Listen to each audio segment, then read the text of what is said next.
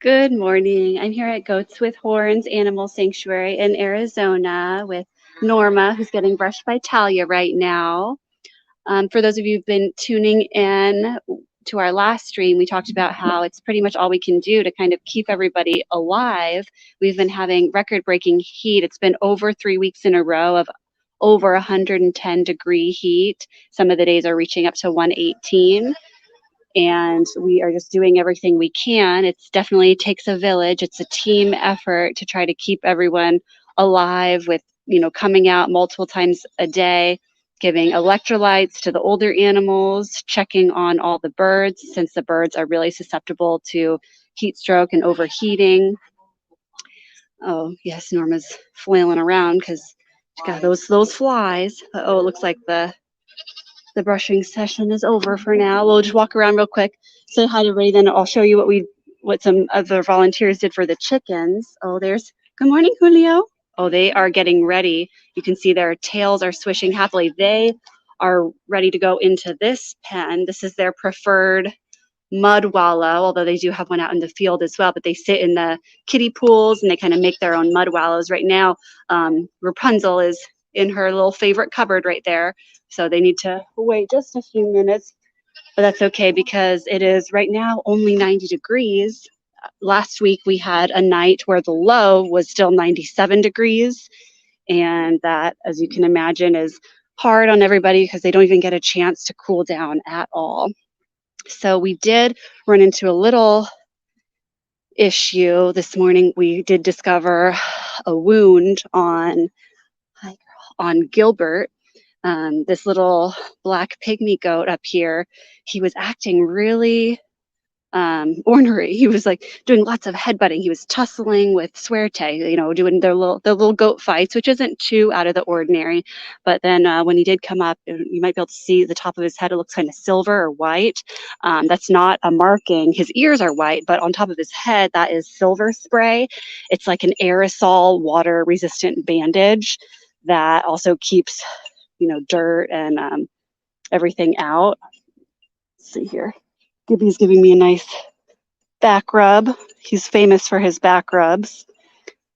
Oh, there we go. Okay, yes, he's done. So we did luckily see that wound on the top of his head, because something we do worry about is fly strike. We have lost a bird that way, and I do know other people who have lost animals that way.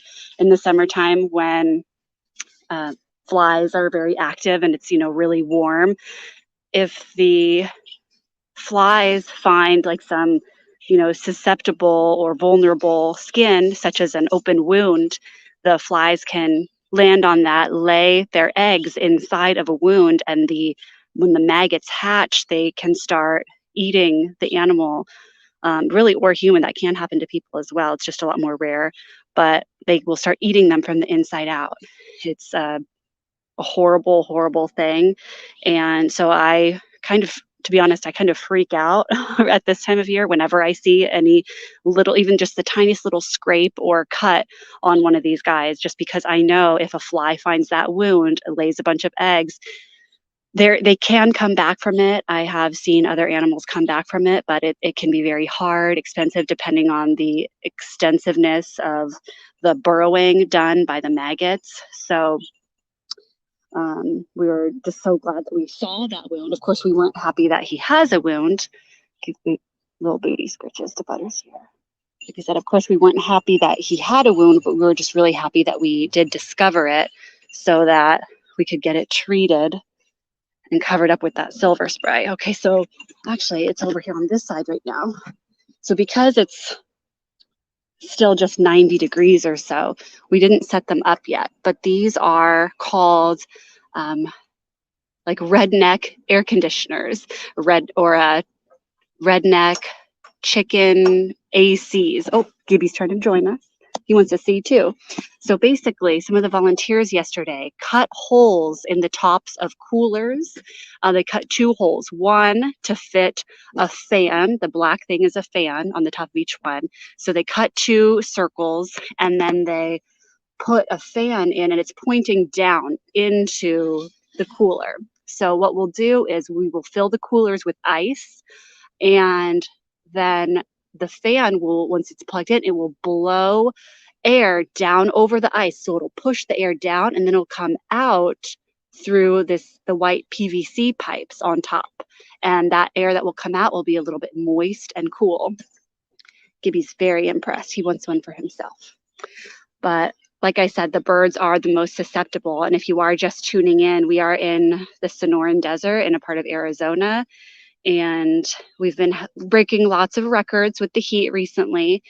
And it can be deadly for, humans, animals, but especially birds. Birds are really susceptible to it. So we do already have a swamp cooler and misting system and lots of ice packs that we've been rotating, as well as we wet the ground over there. But yesterday we did have our wonderful, you guys have probably seen Karen before, Karen and Samantha, and then they had a little bit of help too, and they got those put together. The caulk needed to kind of cure or dry for about 24 hours, and that is coming up. So after that, they'll be able to later today go purchase some ice and get those plugged in and going, which is really exciting. We kind of have to get excited about anything we can do to cool down right now. Hi, Albert. Albert will probably get sheared again in a couple of weeks here. That'll help him get cool. We are just really lucky and happy that we have not lost anyone this summer. Almost every summer, hold on real quickly, knock on wood. Almost every summer we do wind up losing animals just because the heat is so hard on everybody. And so if we do have an animal, a goat, a cow, a rooster, anything who is, a little older or having any type of health issue in good weather, it's a little bit easier for them. But when it's, 115 degrees, even with electrolytes and all this stuff, that heat can kind of break down their bodies and just make it miserable for them. And we don't want, an animal to suffer, of course. So when it is their time, we do euthanize animals here. We do believe in helping an animal to pass away when their time is coming. We got Stan here. He's going through a molt.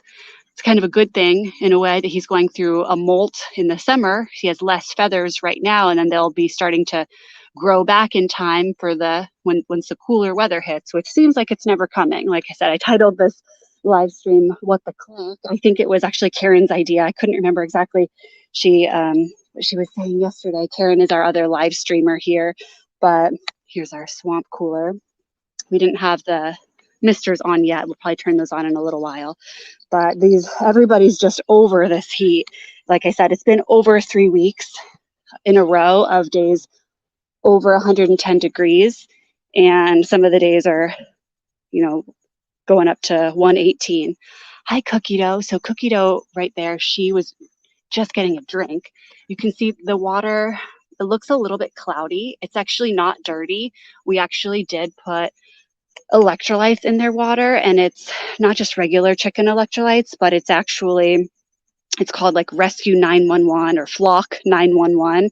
It's for emergencies. If we ever find any bird species that is down, that's sick or overheated or injured or something, the electrolyte supplement has other things in it, different probiotics, all kinds of stuff. Good morning, sweet Kiki. Hi, girly.